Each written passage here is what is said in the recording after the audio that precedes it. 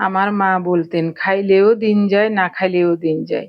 তাই বেশিরভাগ সময় উপবাস থাকি। সুস্থভাবে বেঁচে থাকার জন্য উপবাস থাকা বা বেশিরভাগ সময় না খেয়ে থাকাটা খুবই প্রয়োজন। কি রান্না করছি, কিভাবে রান্না করেছি সবই আপনাদের সাথে একটু পরে শেয়ার করব। প্রথমেই সোডার দ্রবণটা খেয়ে নেই, তারপরে রান্না আরম্ভ করব। নমস্কার, আমি স্বপ্না। দেশ এবং দেশের বাইরে যে যেখান থেকে ভিডিওটি দেখছেন, আপনাদের সবাইকে অনেক অনেক শুভেচ্ছা। স্বপ্নাস ব্লগে সবার আমন্ত্রণ। প্রতিদিনের মতো নতুন একটি পর্ব সাজানোর প্রয়াস করছি। আমাদের ঘরোয়া রান্নাবান্না, খাওয়া দাওয়া এইসব বাস্তব চিত্রগুলি নিয়ে। আশা করছি আপনাদের সবার ভালো লাগবে। তাই অনুরোধ রইল, পর্বটি প্রথম থেকে শেষ পর্যন্ত দেখুন।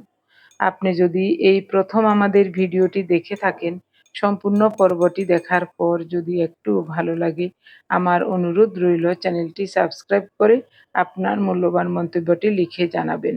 ফেসবুক থেকে ভিডিওটি দেখে থাকলে পেজটি ফলো, লাইক, শেয়ার করে আপনার মূল্যবান মন্তব্যটি লিখে জানাবেন। যে কোনো গঠনমূলক মন্তব্য করতে পারেন, কোনো সমস্যা নেই। আমি আপনাদের সকল মন্তব্যের উত্তর দেব। গ্লাসে 2 টেবিল চামচ লেবুর রসের উপর হাফ চা চামচ বেকিং সোডা দিয়ে দিলাম। বিক্রিয়াটা থেমে যাওয়ার পর 1 চিমটি পরিমাণ হিমালয়া পিঙ্ক সল্ট এবং নর্মাল জল দিয়ে ভালোভাবে নেড়েচেড়ে সোডার দ্রবণটা খেয়ে নেব। প্রতিদিন খালি পেটে এই সোডার দ্রবণ খেলে শরীরের কি কি উপকার করে সেটা ইউটিউবে সার্চ দিয়ে দেখুন। আগেই এই কথাটা বলে দিলাম, কারণ আমার প্রিয় ভাই বোন, বন্ধু স্বজন আপনারা অনেকেই জানতে চাইবেন যে সোডা দ্রবণ খেলে কি কি উপকার হয়। আমি ওইসব কঠিন ভাষাগুলি বলতে পারবো না, কিন্তু আমি বুঝি এটা শরীরের কি কি উপকারে আসে। তাই আমরা প্রতিদিন এই সোডা দ্রবণ খেয়ে থাকি। সবই জানি, সবই বুঝি, কিন্তু আপনাদেরকে বুঝিয়ে বলতে পারবো না। এটাই হলো সমস্যা। তাই বলছি, সব কিছু ভালোভাবে জানতে হলে ইউটিউবে সার্চ দিয়ে দেখুন। গতকাল সন্ধ্যার সময় বাজার থেকে 1 মুঠো কলমি শাক এনেছিলেন। অর্ধেকটা আজ রান্না করব, আর অর্ধেকটা রেখে দিয়েছি। দেখেই বোঝা যাচ্ছে এগুলি চাষের কলমি নয়। জলাশয়ে বা পুকুরে, মাঠে হয়ে থাকে যেসব কলমি, ওই কলমি শাক। এটা কিন্তু খুবই চমৎকার একটা শাক। 1 মুঠো রান্না করলে বেশি হয়ে যাবে, তাই অর্ধেকটা রান্না করব ডাল দিয়ে। ধুন্দুল আলু দিয়ে ইলিশ মাছ রান্না করব। তো মাছটা আরও আগে ভিজিয়ে রেখেছি, এখন আঁশ ছাড়িয়ে পরিষ্কার করে কেটে ধুয়ে নেব। আজ শুক্রবার, বন্ধের দিন, তাই একটু দেরি করে রান্নাঘরে আসলাম। রান্নাবান্না করে গরম গরম খেয়ে নেব সবাই মিলে। সেদিন 2টা খোকা ইলিশ রান্না করেছিলাম, মাথা 2টা বাদ দিয়েছি। আজ ওই 2টা মাথাও দিয়ে দিলাম।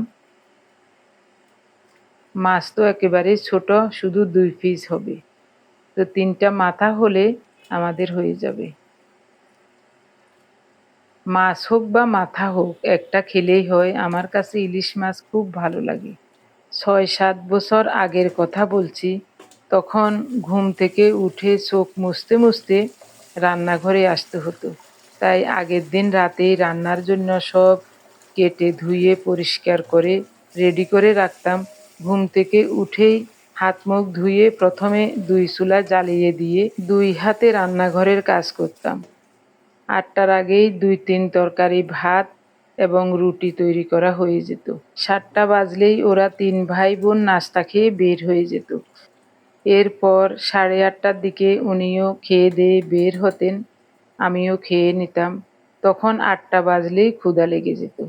ক্ষুধার তীব্রতা এমন ছিল, ক্ষুধা লাগার সাথে সাথে কিছু না খেলে মনে হয় যেন মরেই যাব, এরকম অবস্থা ছিল। 2020 সালে সুস্থ থাকার মূল মন্ত্র পেয়ে প্রথমে ক্ষুধাকে জয় করে নিয়েছি। এখন তেমন ক্ষুধা লাগে না। এই জন্যই মায়ের কথাটা খুব মনে পড়ে। আমার মা তখন বলতেন, খাইলেও দিন যায়, না খাইলেও দিন যায়। এখন আমাদের সেরকমই অবস্থা হয়েছে। খেলেও খেতে পারি, না খেয়েও থাকতে পারি, কোনো সমস্যা নাই। তবে না খেয়ে থাকলেই বেশি ভালো লাগে, শরীরও ভালো থাকে, মনও ভালো থাকে। 2 চুলায় ডাল ভাত বসিয়ে দিয়েছি, এরই মধ্যে ডালগুলো সিদ্ধ হয়ে গেছে। স্বাদ মতো লবণ দিলাম, হাফ চা চামচ হলুদ দিয়েছি, কয়েক টুকরো কাঁচামরিচ দিয়ে শাকগুলো দিয়ে দেব। কলমির শাকগুলো এরকম করে কুচিয়ে নিয়েছি। প্রথমে ভেবেছিলাম ভাজা করব, পরে চিন্তা করলাম না, কলমির শাকগুলো ডাঁটাগুলি মোটা মোটা, তবে কচি আছে। ভাবলাম যে ডাল দিয়ে রান্না করি। হেলনের ডাল, মটর ডাল, এইসব ডাল দিয়ে শাকসবজি রান্না করলে খুবই চমৎকার লাগে খেতে। এভাবে নেড়ে চেড়ে ডালগুলো একটু ভেঙে দেওয়ার চেষ্টা করছি। এদিকে শাকে ফোড়নের জন্য অল্প করে সরিষার তেল দিলাম। তেল গরম হলে কুচানো রসুন দিলাম। নেড়ে চেড়ে রসুনটাকে লালচে করে ভেজে নিয়ে শাক দিয়ে দেব।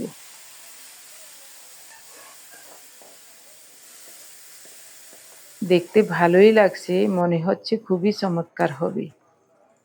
রান্নাঘরের জানালা খুলে রান্না করলে ভালো লাগে। দক্ষিণের হাওয়া হলে তখন তেল কাশটা গরম সব বের হয়ে যায়, আর যখন উত্তরের হাওয়া হয় তখন একেবারে সব গায়ে চলে আসে। উপরে কুলিং ফ্যান থাকলে সুবিধা হতো, রান্নার তেল কাশটা সব বের হয়ে যেত। এখন তেল কাশটা সব রান্নাঘরের হাঁড়ি পাতিলে বসে যাচ্ছে, এবং দেয়ালেও কিছুদিন পরে বসে যাবে। বাইরের দিকে তাকিয়ে দেখছি আকাশে প্রচুর কালো মেঘ, তাই দৌড়ে ছাদে চলে আসলাম। এখানে রোদ্রে দিয়েছি হলুদের গুঁড়ো। গতকাল 2 কেজি হলুদ ভাঙিয়ে এনেছিলেন। গুঁড়োগুলি রোদ্রে দিয়েছি, কমপক্ষে 2 দিন রোদে দিতে হবে, কারণ গত পরশুদিন 2 কেজি গুটি হলুদ এনেছিলেন। আমি হলুদগুলো পরিষ্কার করে কচলিয়ে কচলিয়ে ধুয়ে দিয়েছি। এরপর ঘরের ফ্যানের বাতাসে গায়ের জলটা শুকিয়ে গেলে হলুদগুলো ভাঙিয়ে এনেছেন। এ কারণেই কমপক্ষে 2 দিন হলুদগুলো রোদ্রে দিতে হবে। আকাশে মেঘ দেখে রান্না ফেলে দৌড়ে ছাদে চলে আসলাম। যখন হলুদগুলো রোদ্রে দিয়েছিলাম তখন খুব রৌদ্র ছিল, এখন উঠিয়ে নেব। কিভাবে কালো মেঘে চারিদিকে ছেয়ে গেছে দেখুন। হঠাৎ করে কিছুক্ষণ আগেও অনেক রৌদ্র ছিল, এখন মনে হয় ওদিকে বৃষ্টিও হচ্ছে, উপর থেকে দেখা যাচ্ছে। যাই হোক, তাড়াতাড়ি করে হলুদের গুঁড়োগুলো উঠিয়ে নিলাম এবং এখানে রেখে যাব। আবার যদি রোদ হয় তখন আবার এসে মেলে দেব। যেহেতু হলুদের গুঁড়োগুলো একটু ভিজা আছে, তাই এভাবে করেই শুকাতে হবে, কারণ বর্ষাকাল, রোদ তো সব সময় হবে না। ছাদে যাওয়ার সময় চুলার তাপটা একেবারেই কমিয়ে রেখেছিলাম, তাই খুব সুন্দর মতো ভাজাগুলি হয়ে গেছে। এখন আর ঢাকা দেব না, উল্টে পাল্টে লাল লাল করে ভেজে নামিয়ে নেব। আমার প্রিয় ভাই বোন, বন্ধু স্বজন, আপনারা যারা প্রতিনিয়ত ভালোবেসে আমাদের ভিডিওগুলি দেখে যাচ্ছেন এবং ভিডিও দেখে সুন্দর ও গঠনমূলক কমেন্টস করে আমাকে কাজ করার শক্তি এবং সাহস জুগিয়ে যাচ্ছেন, আমি আপনাদের সবাইকে জানাই অজস্র অজস্র ধন্যবাদ, অভিনন্দন এবং কৃতজ্ঞতা। সেই সাথে আজকের পর্বটিও কেমন লাগছে পুরো পর্বটি দেখার পর কমেন্টস করে জানাতে কিন্তু ভুলবেন না। এদিকে ইলিশ মাছের পিসগুলো লবণ হলুদ মাখিয়ে তেলে ছেড়ে দিলাম এবং এটাও খুব সুন্দর মতো ভেজে নেব। একবার উত্তরের হাওয়া, একবার দক্ষিণের হাওয়া। জানালা একবার বন্ধ করছি, একবার খুলছি। জানালা বন্ধ করলে ভিডিওটাও কীরকম রঙিন আসে, আর জানালা খুলে দিলে একেবারে দিনের আলোটা ভালোই লাগে। খুব সুন্দর মতো ভাজা হয়ে গেছে, মাছগুলি উঠিয়ে নিলাম। ওই তেলে কালো জিরা ফোড়নে দিয়ে 2-3টা কাঁচামরিচ ফালি করা দিলাম। বড় সাইজের একটা পেঁয়াজ কুচিয়ে রেখেছি, এখন পেঁয়াজটা দিয়ে দেব। পেঁয়াজটা একটু বাদামি হলে প্রথমে আলুগুলো দিয়ে দেব। একটা আলু কেটে রেখেছিলাম।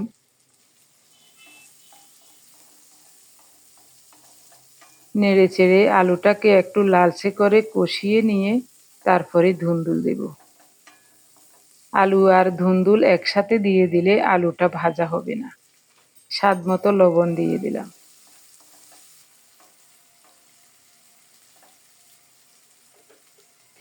ঢাকা দিয়ে 2 মিনিটের মতো কষিয়ে নেব। এরই মধ্যে আলুটা একেবারে লালচে করে ভাজা হয়ে গেছে এবং সিদ্ধও হয়ে গেছে। পেঁয়াজটাও লাল লাল করে ভাজা হয়ে গেছে। এবার দিয়ে দেব ধুন্দুল।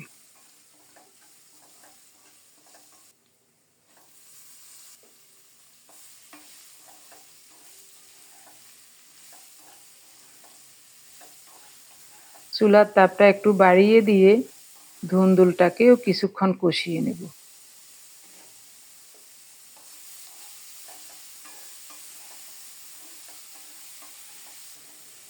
ধুন্দুল থেকে জল বের হয়ে গেছে, আর বেশিক্ষণ কষানো যাবে না। দিয়ে দেব হাফ চা চামচ হলুদ গুঁড়ো, হাফ চা চামচের একটু বেশি গুঁড়ো মরিচ। নেড়ে চেড়ে কিছুক্ষণ কষিয়ে নিয়ে ফোটানো গরম জল দিয়ে দেব পরিমাণ মতো। ভাজা মাছগুলি দিয়ে দিলাম। সব কিছু মিশিয়ে ঢাকা দিয়ে রান্না করব 4-5 মিনিট। এই সুযোগে আমি রান্নাঘরের বাসনপত্রগুলি ধুয়ে মুছে পরিষ্কার করে নেব। 4-5 মিনিট পর 2-3 টুকরো কাঁচামরিচ আছে, ওগুলি দিয়ে দিলাম এবং নেড়ে চেড়ে চুলাটা অফ করে নামিয়ে নেব। খুব সুন্দর মতো রান্না হয়ে গেল আলু আর ধুন্দুল দিয়ে খোকা ইলিশের মাখো মাখো ঝোল। খোকা ইলিশ নামটা আমার কাছে খুব ভালো লাগে। আমি ঝাটকা আর বলবো না, খোকা ইলিশই বলবো। আমাদের বাংলাদেশেরও অনেকাংশে অনেকেই খোকা ইলিশ বলে, কিন্তু আমাদের অঞ্চলে সবাই বলে ছোট ইলিশ বা ইলিশের বাচ্চা বা ঝাটকা এইসব। রান্নাবান্না শেষে অনেক অনেক সময় পার হয়ে গেল। এখন দিনের 3:30 বাজে। আমরা দুপুরের খাবার খেতে বসলাম। 11:30টার দিকে সোডার দ্রবণ আর হলুদ চা খেয়েছি, আর কিছুই খাই নাই। গতকাল রাতে পার্থ ভাত খাই নাই, তো কিছুটা ভাত রয়ে গেছে, জল দিয়ে রেখেছিলাম রাতে। সকালবেলায় পান্তা ভাত খাবো বলে, কিন্তু খেতে ইচ্ছা করছিল না। আর মনে মনে ভাবলাম খেয়েও লাভ কি, সকালবেলায় বা সকাল নয়, ঠিক 11টা-12টার দিকে যদি পান্তা ভাত খেতাম, এখন আবার ভাত খেতে ইচ্ছা করতো না। তাই ভাবলাম একবারেই খাবো। তো পান্তা ভাতগুলি আমার জন্য বেড়ে নিলাম। ওনাকে গরম ভাত দিয়েছি। আমি পান্তা ভাত খেয়ে তারপরেই একটু গরম ভাতও খাবো। পান্তা ভাত খাওয়ার জন্য কয়েকটা শুকনো মরিচ তেলে ভেজে নিয়েছি, আর একটা পেঁয়াজ খোসা ছাড়িয়ে ধুয়ে এনেছি। ছোট ছোট মাছ, 2 পিসের বেশি হয় না।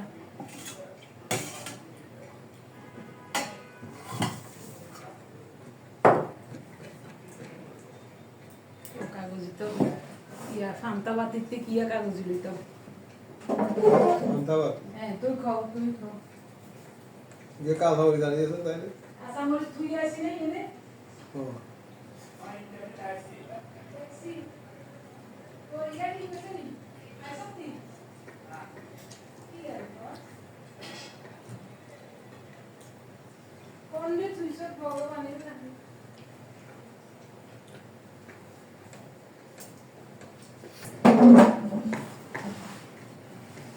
কিছু ভাত রয়ে গেছে, আর ভাতে দিলাম না।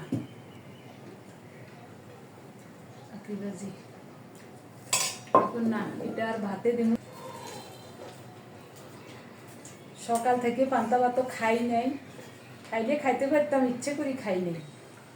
কি দরকার শুধু শুধু খাই, কোনো লাভ নেই। খাইলেও দিন এটা পার হয়ে যাবো, না খাইলেও দিন এটা পার হইব। না খাইলেই ভালো, এই কারণেই খাইলাম না। তবে মরিচ ভাজা দিয়ে পান্তা ভাত মেখে খেতে যে কি চমৎকার। মরিচগুলাতে ঝাল কম, কাঁচা পেঁয়াজ নিছি, করলা এই কাঁকরোল ভাজা, পটল ভাজা। শাক কেমন হয়েছে? শাক যাক, পার্থও খাইছি। পার্থ কোনোদিন জীবনে কলমি শাক খায় না। আজকে রান্না দেখি কর মা এটা কি, আমি কলমি শাক। তাইলে একটু দেন সামান্য করে, খাবি নি গো? খাম, অল্প খাইছি।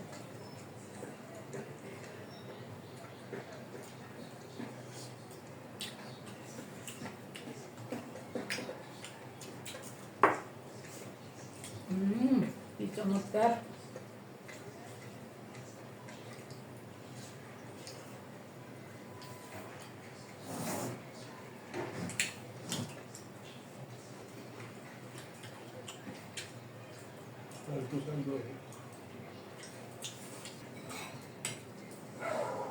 না চিন্তা করলাম শাক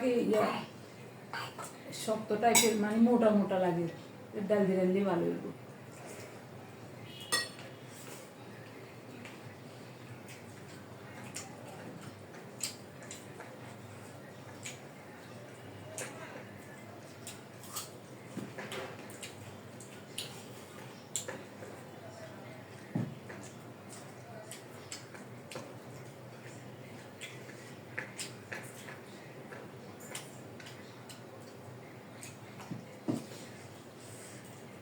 ওহ, কি মজা পান্তা ভাত।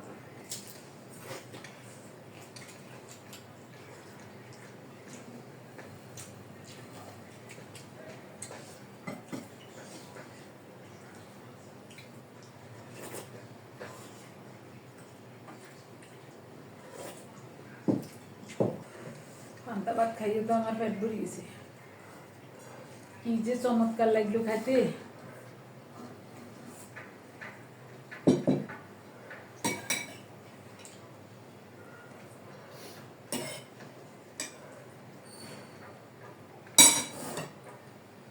কলমি শাক কেমন স্বাদ হয়েছে দেখি।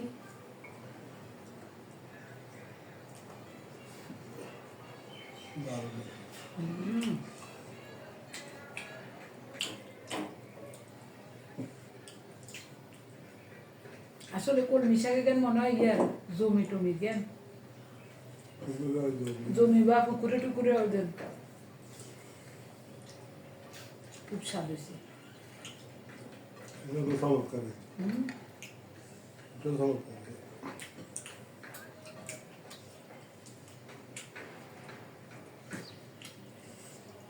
জল নিও আর একটু। পার্থ কলমি শাক খাওয়ানো দেখি আমি অবাক হয়েছি। যে মানুষের জীবনে কলমি শাক খালের কাছে নেই না, এই মানুষে খাইল আজকে। আসলে তো গো কি চমৎকার।